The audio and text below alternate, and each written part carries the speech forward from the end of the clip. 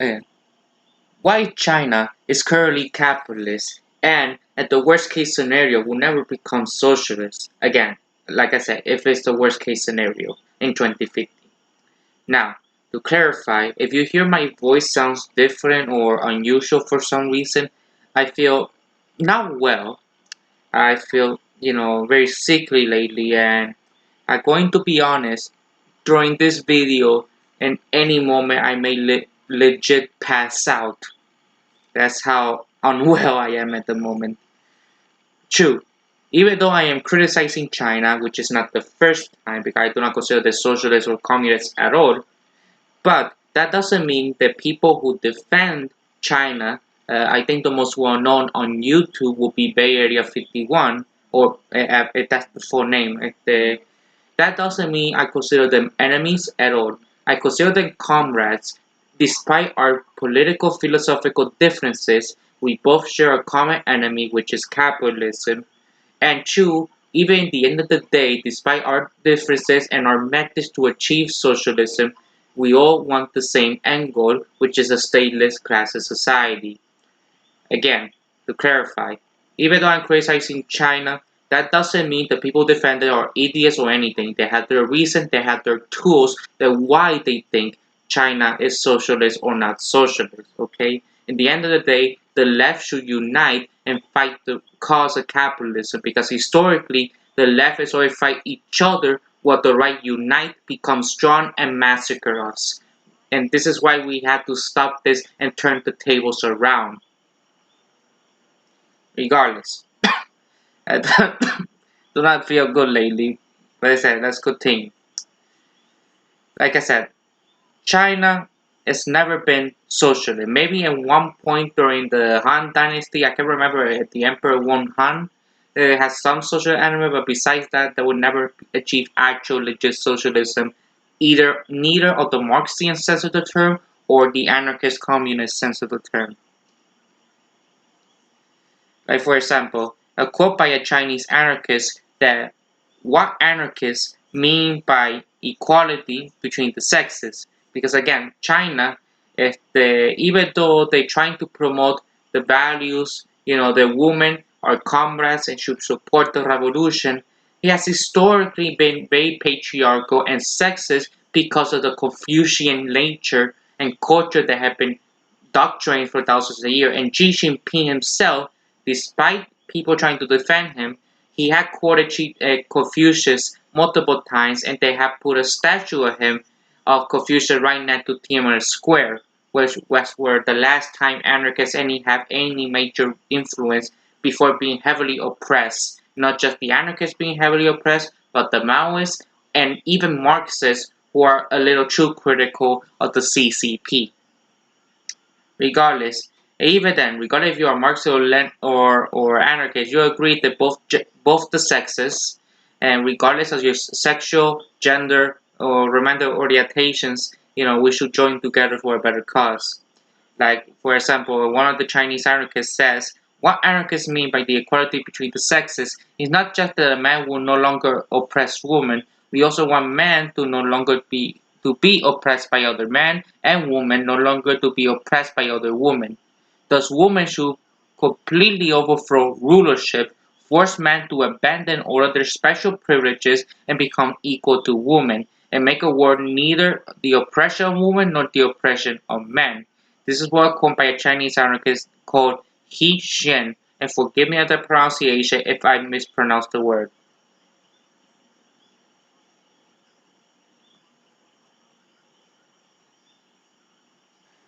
Even though China is capitalist, that doesn't mean they are neoliberal capitalists because China and India are one of the rare examples where even though they're both capitalists, they do not subscribe to the dogma of neoliberalism blindly and trying to make their own unique version outside of neoliberalism, at least in most cases. That doesn't apply to every single area of their socio-economic and political system.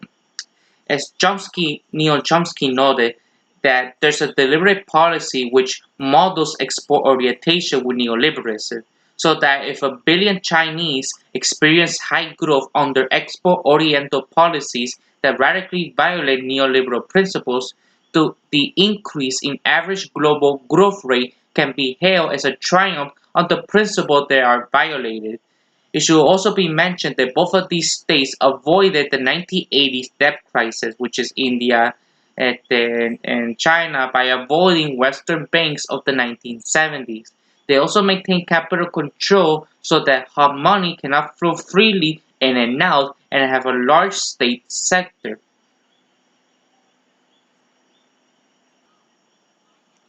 While people say China is not imperialist currently, they do. But remember, not all imperialism is the same. Each one has a different, as well as physical expansionism. The state capitalist elites also aided anti-imperialist movements where it serves their interests. The aim of this was to place such movements and regimes they created within the Chinese sphere of influence, and during the Cold War, the Soviet sphere of influence.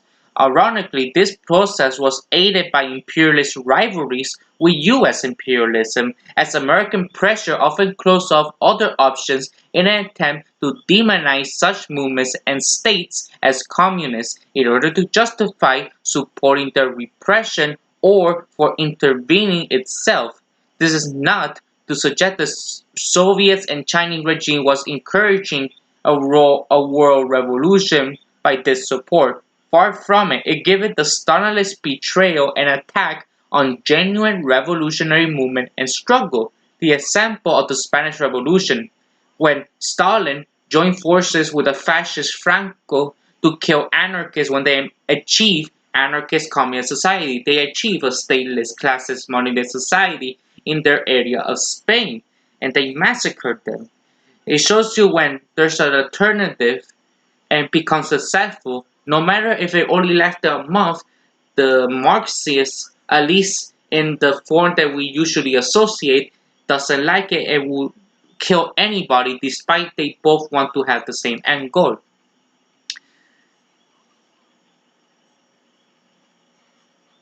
And China's hierarchical status centralized structure doesn't work, especially during the pandemic. Their centralized bureaucratic scientific socialists that didn't work. Instead, they are forced to decentralize and they had to take local approach. They had to use anarchist tactics to fix the problem in the pandemic. If, for example, if the Chinese named Old Shengpan argued that libertarians deeply feel the causes of popular misery are these. 1. Because of the present political system, power is concentrated in a few hands, with the result that the majority of people do not have the opportunity for free participation. 2. Because of the capitalist system, all means of production are concentrated in the hands of the capitalists with the result that the benefit that ought to accrue to laborers are unserved by capitalists. Does this make much sense to organize in ways which reflect these problems? Surely the reason why people become social is because they seek to change society to give the mass of the population an opportunity for free participation and to manage their own affairs. Why destroy those hopes and trees by organizing in a way which reflects society we oppose rather than the one we desire?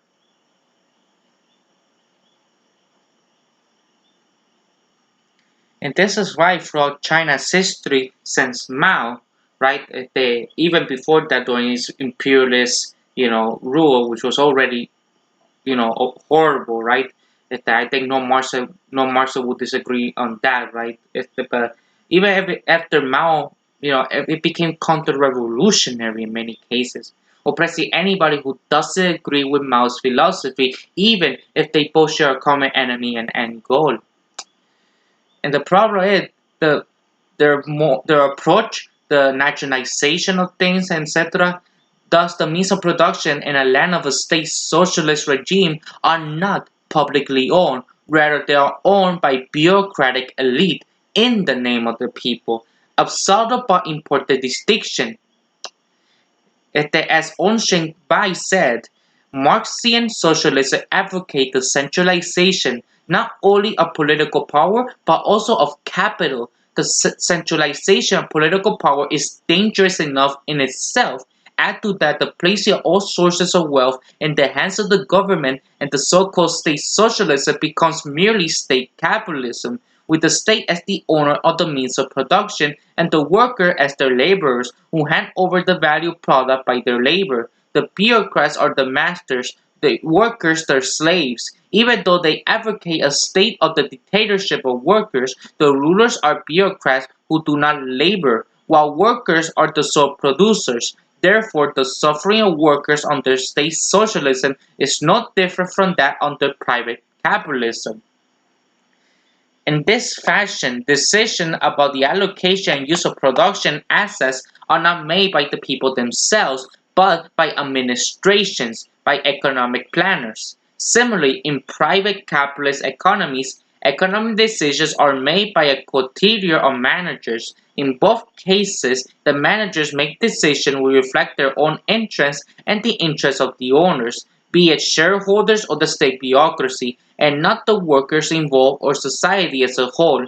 In both cases, economic decision making is top-down in nature, made by an elite of administrators, bureaucrats in the state socialist economy, capitalists or managers in the private capitalist economy. The much lauded distinction of capitalism is that unlike the monolithic centralized state socialist bureaucracy, it has a choice of bosses, and choosing a master is not freedom. Given the similarities in the relations of production between capitalism and state socialism, the obvious inequalities in wealth in the so-called socialist states, and again, I'm not trying to insult them, that's how I view it, are easily explained. The relations of production and the relation of distribution are interlinked, and so inequality in terms of power in production means inequality in control of social production, which will reflect the inequality in terms of wealth. The mode of distribution, the social product, is inseparable from the mode of production and its social relationship, which shows the fundamentally confused nature of Trotsky's attempt to denounce Stalinist regime as privileged as bourgeois while defending its socialist economy, you know, a social economy base. In other words, back in the Soviet area and today's China, private property exists if some individuals or group control/own things are used by other people. This means, unsurprisingly, the state ownership is just a form of property rather than the negation of it. If you have a highly centralized structure that as the state is, which plans and decides about all things within production, then this central administrative will be the real owner because it has the exclusive right to decide how things are used, not those using them. The existence of this central administrative strata exclude the evaluation of property, replacing socialism or communism with state-owned property, aka state capitalism. As such, state ownership does not end wage labor, and therefore social inequalities in terms of wealth and access to resources. Workers are still order takers under state ownership, whose bureaucrats control the product of their labor and determine who gets what. The only difference between workers under private property and state property is the person telling them what to do. Simply put, the capitalist or company appointing managers is replaced by the state appointing one. Another example, the very existence of copyright, intellectual property, patents, trademark, etc. is inherently capitalist. This is why the many capitalist societies use these to have a complete control of information that regress and stagnates innovation. Thus, the ruling class, by the means of the state, is continually trying to develop new forms of private property by creating artificial scarcities and monopolies, by requiring special licenses to engage in particular types of activity, such as broadcasting or producing certain kinds of medicine or products.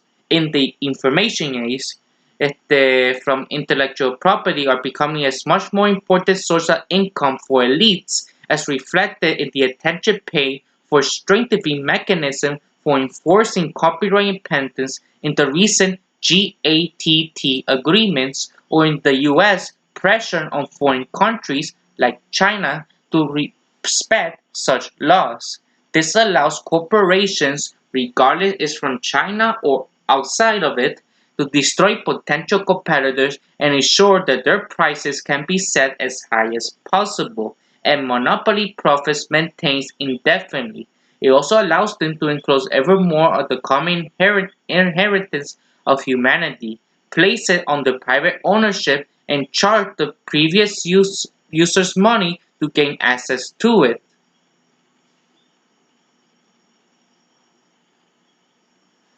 And what people say, if the socialists who trying to say China is not capitalist, and and try to well, markets are necessary, and blah blah blah, because Lenin, Stalin and Mao said this and that. Look, a society is capitalist if, in order to gain access to the means of production without which one can work, most people must contract with people who own or represent the owners of such means in exchange for a wage of a salary. They agree to supply the owners with a certain quantity and quality of labor. It is crucial characteristic if of the institution of wage labor that the goods or services produced do not belong to the workers who produce them, but to those who supply the workers with the means of production. Right. That's a quote by David Squerka. Forgive me for the pronunciation. He is, however, I agree with this definition of capitalism, such as it is right to argue that a society of small farmers and artisans is not a capitalist society since wage labor is largely absent. He is, however, wrong to assert that a society in which most of the means of production are owned by a central government or by local communities, like China, for example, is not a capitalist society since private ownership of the means of production is not dominant. Like I said,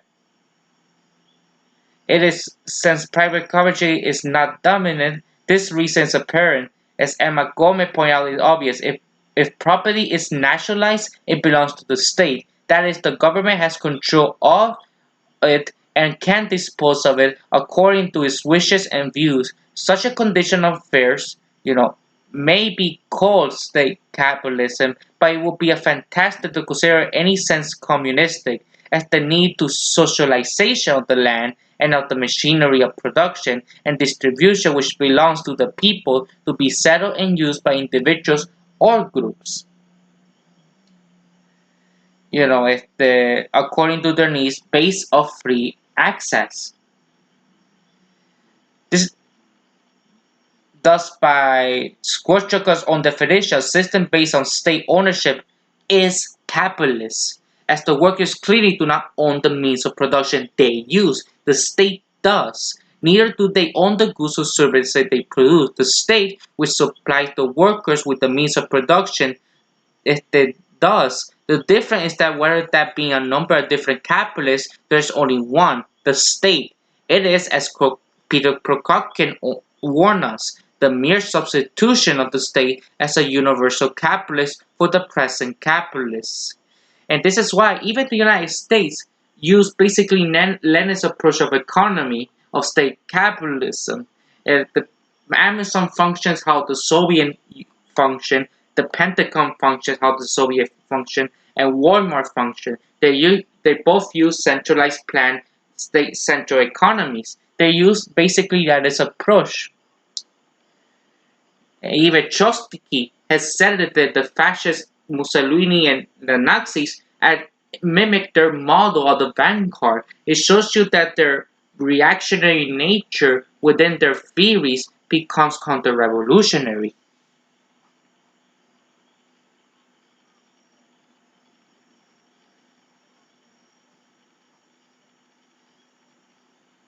While it is more clear for places like China, which are dictatorships, in the Marxian sense, the logic also applies to democratic states.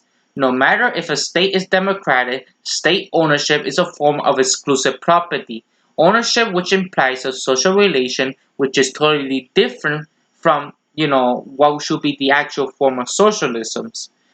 Common ownership and use rights. produce social relationships based on liberty and equality. State ownership, however, presupposes the existence of government machine, a centralized bureaucracy which stands above the members of the society, both as individuals and as a group, and has the power to coerce and dominate them. In other words, when the state owns the means of life, the members of society remains proletarian. Non-owners exclude from control, both legally and in reality. This means of life belongs not to them, but to the state, as the state is not an abstraction floating above society, but rather a social institution made up of a specific group of human beings. This means that this group controls so effectively owns the property in question, not society as a whole, nor does who actually use it.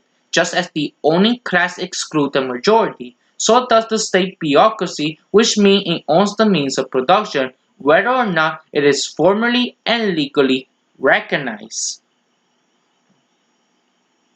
And while people putting out poverty or a decrease of income inequality in China, the problem is if to achieve the correct position in order to defend this against what's the bias in reality.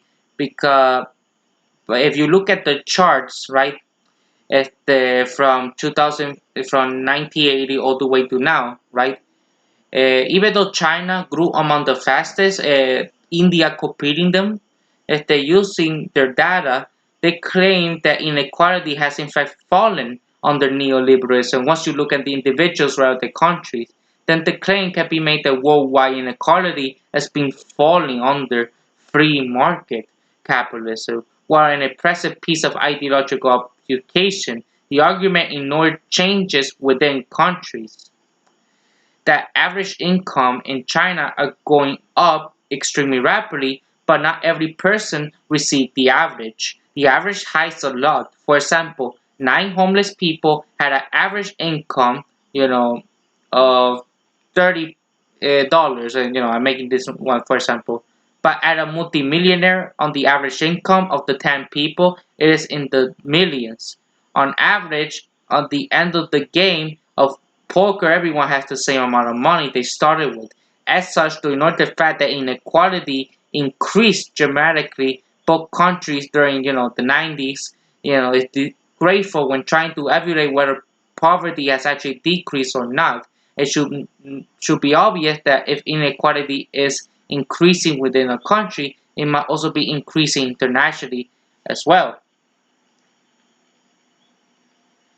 And the problem is like the assistant. What people say, well, China has the second most billionaires or the first most billionaire millionaires in any other country, and reducing millions of people out of poverty. But like I said, not all money is created equal because even though we had these millionaires, they could have used those wealth and to exchange the flow to be a little more equal as much as possible instead of letting them to even exist to begin with. Whereas right now, three-fourths of Chinese population right now are in the private sector. Hey, what about before, you know, the Xi Jinping area doing Deng Xiaoping? If again, forgive me the pronunciation. Uh, Chinese slash Mandarin is not my main language, nor is English. So, what were the actual economy regimes in China? Well, it's been noted that in the early stages of China high growth period, there was an expansion of state employment, including the dynamic and crucial manufacturing sectors. In its most recent phase, private capital accumulation dominated the growth process in China, although the state still strongly influenced the pattern of investment through its control of the credit system and its policy creating natural champions in sectors such as cars and steel. Not to mention, of course, it is the role in the labor market. There is no freedom to organize. The country is, in effect, one big workplace, and the state bosses do not tolerate freedom of association, assembly, and speech any more than any other company. Unsurprisingly, labor discipline is very harsh, and workers may find it difficult to change jobs and migrate to urban areas.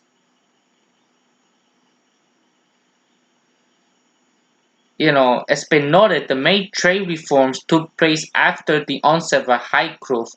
Moreover, these countries' trade restrictions remain among the highest in the world.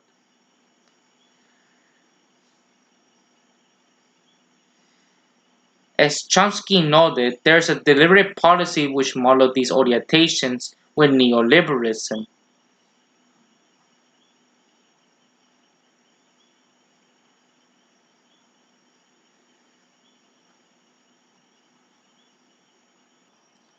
This is why in China, the manufacturing sectors has low wages and little workers' right. And when the workers, especially Marxist activists, trying to improve the workers' right, they suddenly disappear despite they actually subscribe to the party's ideology. Like Slavoj Žižek said, China is not communist nor socialist, they just call themselves as such. And even then, it's problematic China as Western corporations now have access to and can exploit its resources, markets, and cheap labor. As such, criticism of China, you know, if the it should be warranted because US corporations become too much of an economic rival, despite they both share basically the same philosophies, even if they don't share the same name.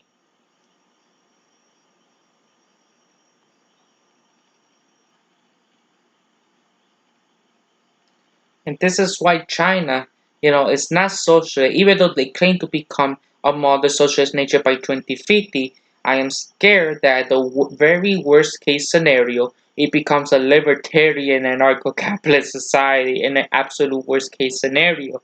Because if do not radically change their philosophy and abandon, their dogma, even if they want to keep Marxism, they had to radically change how they view Marxist Leninism for the better.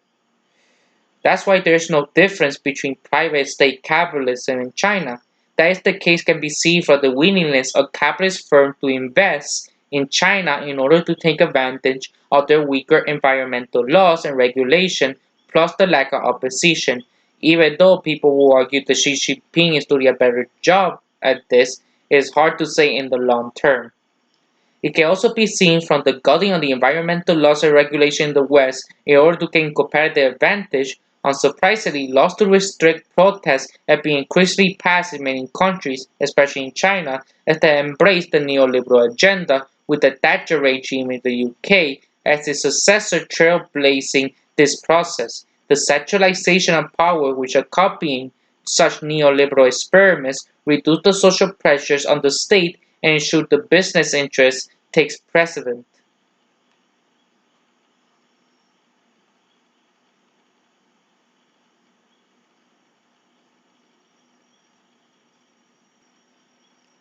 Well, people are trying to defend China and also like Laos, North Korea, Cuba, and Vietnam.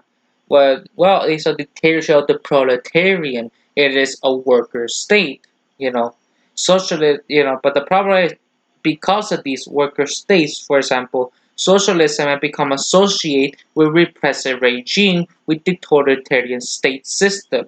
The total opposite what socialism is actually about.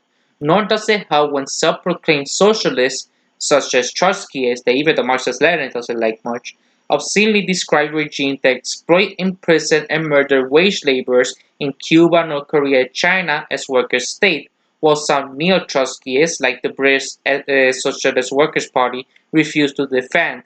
In any way, these Stalinist states, as they argue correctly if their analysis is flawed, that they are state capitalists, you know, little wonder why many of all libertarian socialists, that's in general from Marxists and anarchists alike, if they do not use the term socialist or communist any that often, especially the anarchists, they just call themselves anarchists instead of socialists or communists, because such terms are associated with the regimes and parties which have nothing in common with our ideas or indeed the ideas of socialism as such. And while China is Xi Jinping insisting on this meritocracy to improvement of their system, That's no different than the capitalist approach of state bureaucracy as the ruling class. As Antekidika put it, the matter in which Lenin organized industry and handed it over entirely into the hands of bureaucracy, and so the workers become once more wage-earning manpower in other people's factories. Of socialism, there remain in Russia no more than the word. Capitalism, especially in China and other so-called socialist states, becomes state capitalism under Lenin and Trotsky, starting with them, and so the state, as Bakuna predicted and feared, become the new ruling class. And while Marxists, regardless which version you subscribe to, criticize the anarchists or in this specific case, anarchist communists. So, you have to understand the difference between the public ownership and private ownership, how we use versus how the capitalists use, right? But the problem is we see little distinction between private ownership of the means of life and state ownership. That is because the state is highly centralized structure, especially designed to exclude mass participation, and so therefore necessarily composed of a ruling administrative body. As such, the public cannot actually own the property the state claims to hold in its name. The ownership, thus control of production, means is that in the hands of a ruling elite, the state administration, aka bureaucracy, the means of wealth production are owned by the state, which represent as always a privileged class, the bureaucracy. The workers do not either individually or collectively own anything, and so as elsewhere are compelled to sell their labor power to the employer in the case of the state. Thus the means of production and land of a state socialist regime are not publicly owned. Rather they are owned by bureaucratic elite in the name of the people, which is an important distinction.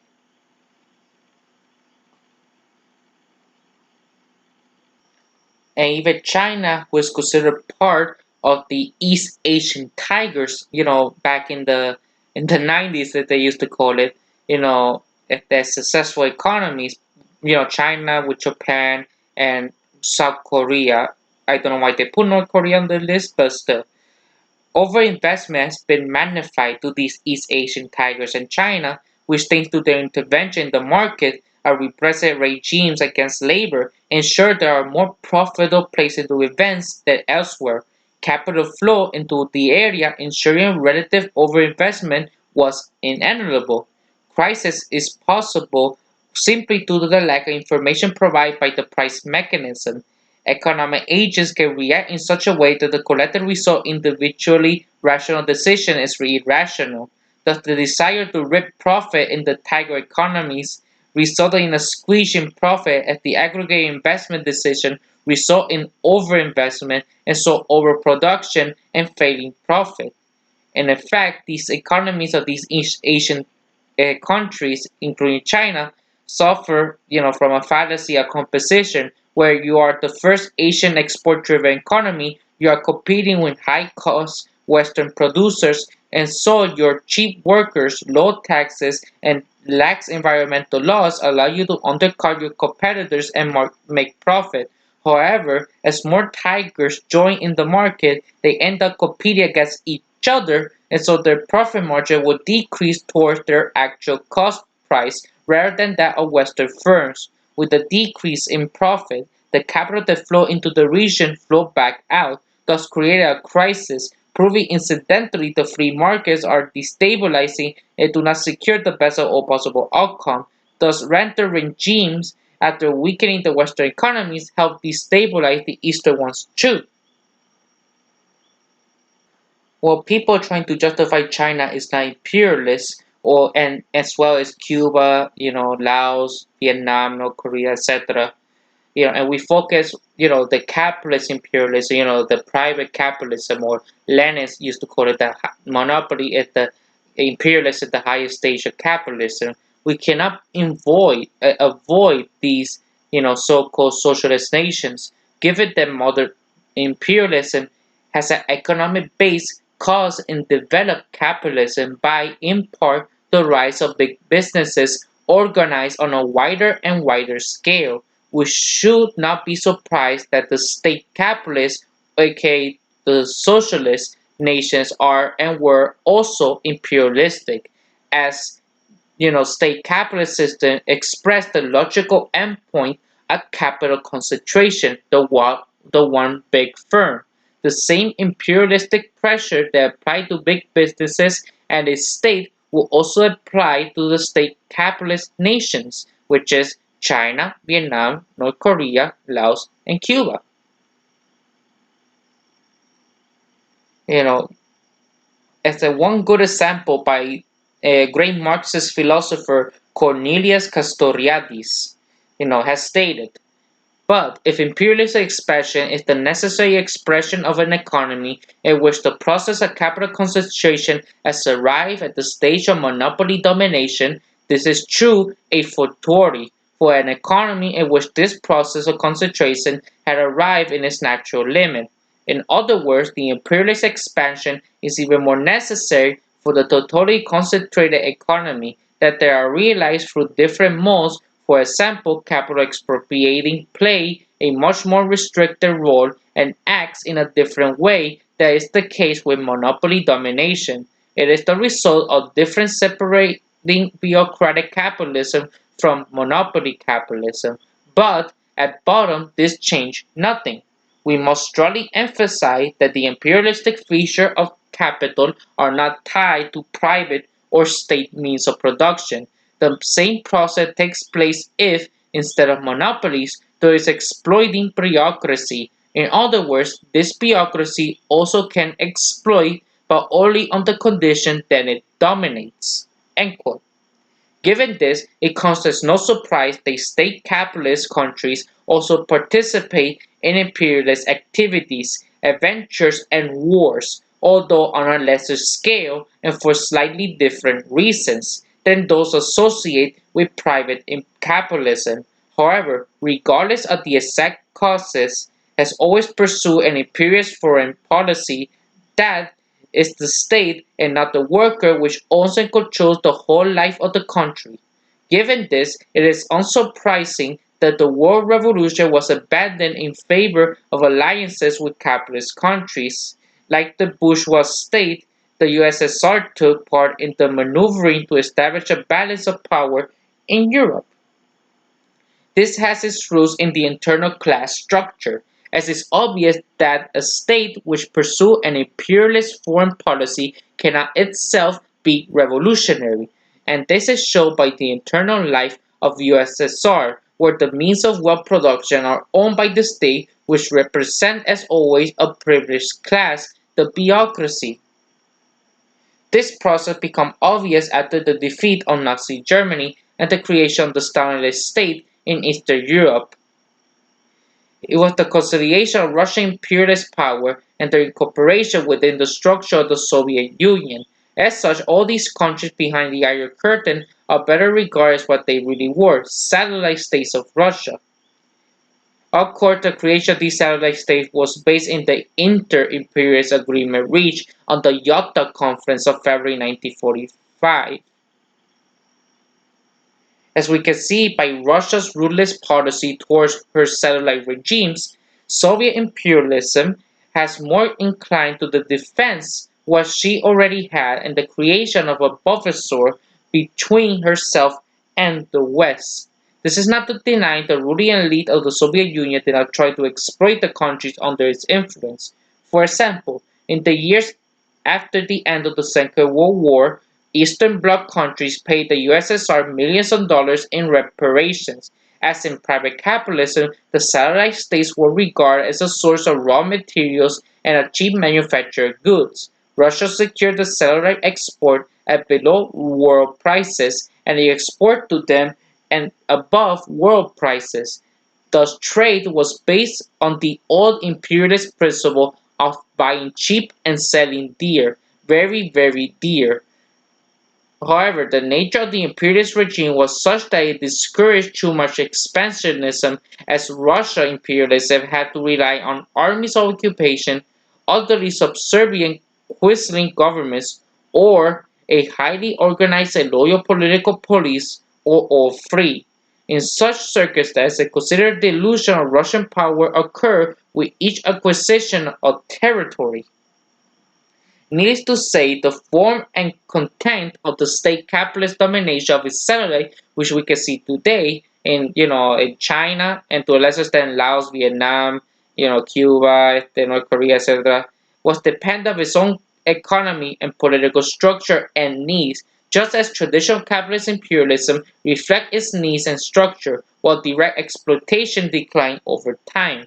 The satellite state was still expected to develop their economies in accordance with the needs of the Soviet bloc as a whole, the interests of the Russian elite. This meant the forcing down a living standard to accelerate in the industrialization in conformity with the requirements of the Russian ruling class.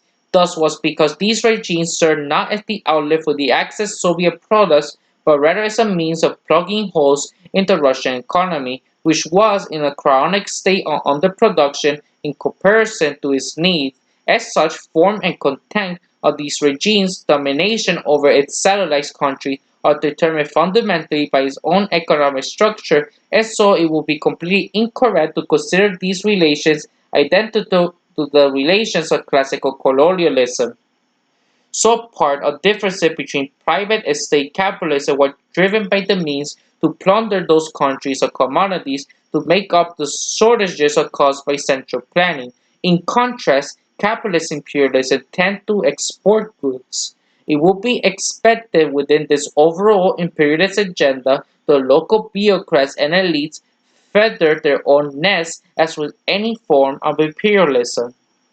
As well as physical expansionism, the state capitalist elite also aided anti-imperialist movements. The turning point of the Communist Party in the Soviet era, consult of Soviet elite's interest became obvious under Stalin, when the twists and turns of the party line were staggering, however. It actually started under Lenin and Trotsky, and almost from the beginning the Communist International, or the Comintern, served primarily not as an instrument for war revolution, but as an instrument for Russian foreign policy. This explained the most bewildering changes of policy and political somersaults in both of its members' parties. Ultimately, alleged revolutionary age of the Comintern stood in contrast to the diplomatic relations of the Soviet Union with other countries. As early as the 1920s, the Dutch council communist Anton Pannekoek was arguing that the Comintern opposition to anti-parliamentarism was rooted in the need of the Soviet Republic for peaceful trade with the rest of the world. This meant that the Comintern's policy were driven by the political needs of Soviet Russia. This is to be expected as the regime had already been stated as been state capitalism, so the policies of the Comintern was based on the interests of the state capitalist regime.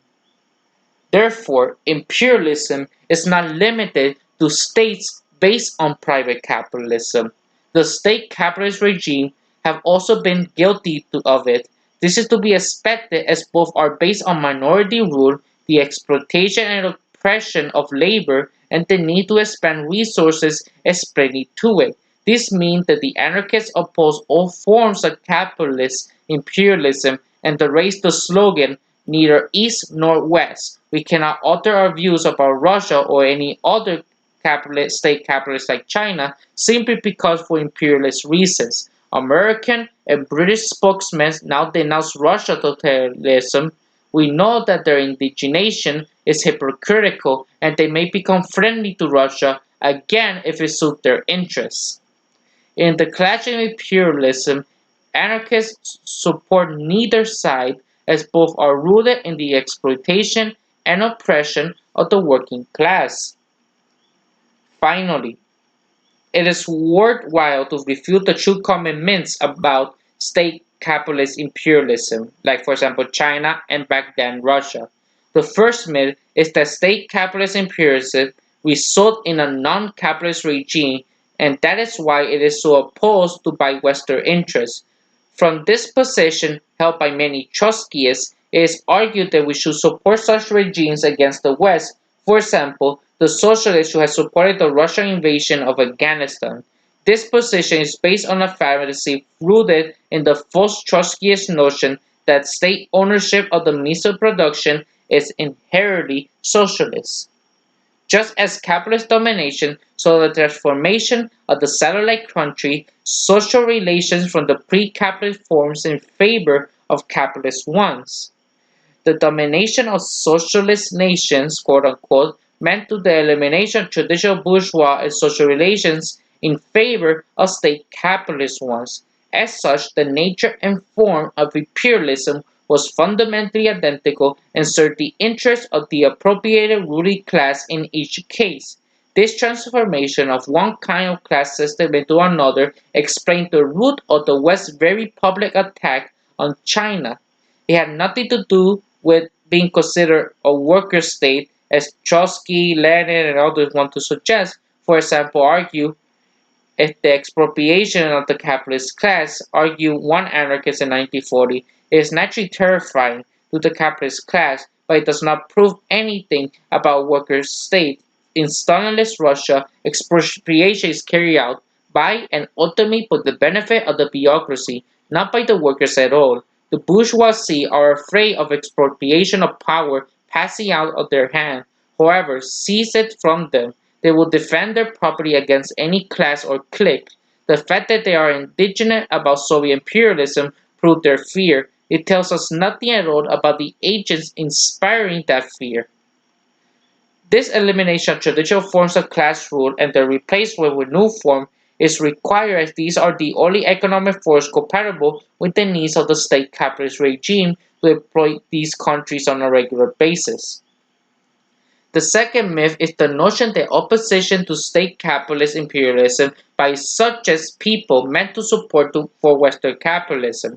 In fact, the revolts and revolution which repeatedly flared up under, Maoist China and Stalinist Russia almost always raised genuine socialist demands. For example, in 1956 Hungarian Revolution was a social revolution in the fullest sense of the term.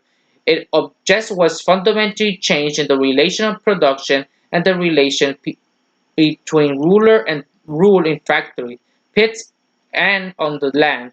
Given this, unsurprisingly, Western political commentary was centered upon the naturalistic aspect of the revolution, no matter how trivial. This was unsurprising as the West was opposed both to its methods and its aims. While capitalist government could generally support a people demanding workers' management of industry had already begun to implement this on an increasing scale, the revolution showed every sign of making both them and their bureaucratic counterpart in the East redundant. The revolt was rooted in new organs of struggle, workers' council, which embodied in embryo the new society they were seeking to achieve, and in China, during the Tiananmen Square, when people, especially the anarchists and libertarian Marxists, argue, give democracy, all people to the Soviets or all people to the people, what did the CCP respond? They're demanding ridiculous ideas as pure democracy and anarchist thinking. They're arguing for more socialist approaches, not less, but they killed them for arguing for more socialism. The ending of state capitalism in Europe in 1989 has ended its imperialist domination of those countries. However, it has simply opened the door for private capitalist imperialism as the revolts themselves remain fundamentally at the political level. Look at Ukraine. The ruling bureaucracy was facing both popular pressure from the streets and economic stagnation flowing from its state-run capitalism, being unable to continue as before and unwilling, for obvious reasons, to encourage economic and political participation, it opted to a top-down demonstration of state to private capitalism. Representative democracy was implemented as state assets were privatized into the hands of the new class of capitalists, often made up of the old bureaucrats, rather than the workers themselves. In other words, the post-Stalinist regimes are still class systems and are subject to a different form of imperialism, namely globalism, while China, North Korea, Laos, Vietnam, and Cuba still stuck to the pre-globalist imperialist form of state capitalism. And this is why China is capitalist and imperialistic. Even it's not the same as private capitalism, they still fundamentally share the same overall views, despite the aesthetics of Marx and Engels.